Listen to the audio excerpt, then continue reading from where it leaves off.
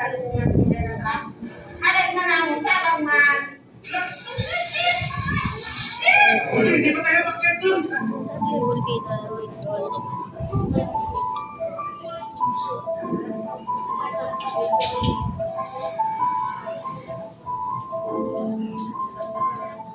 Sobra yan. Biglang mo, ang lakas na shake ka. Sarado na lang ang mga exercise dito sa kiyan. Ay, bakit? Sabi ko, sobrang malakas. Kapag hindi na lang umaga hanggang ngayong gabi, pwede mas maaga nga lakot, kaya ganun kami kanina sa may Nabulibo. And then, ang mga later part of the afternoon or evening, dito na sa may northern portion ng Quezon or sa southern portion ng Boroban. Nilalagay mo ulitan, tapos yung mga bubong parang nagpaplak-plak ganun, puro tunog ng yero. Narinig namin na sobrang lakas sa akin talaga. Talagang takot na lang ang umiiral sa akin.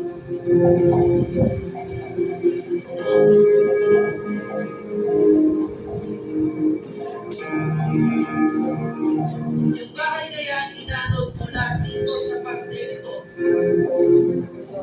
Dati ng survey sa medyo parang mag-iiral yung rating natin. Pero mas malalakas or mas intense po yung nakikita natin ng mga doctor side.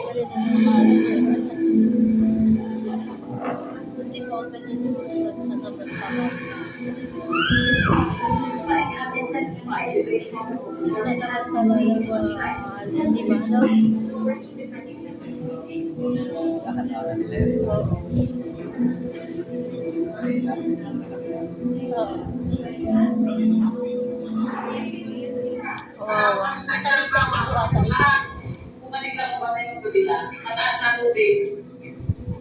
Doon na kami. Kaya po, ibigay siya kahit alera po siya ubuhay para umabigyan siya ng maayos na ito kasi yung kaya namin tinang nakalay na nagagalit sa Grabe, no? Ang taas, no? Yan yung mga kawawa.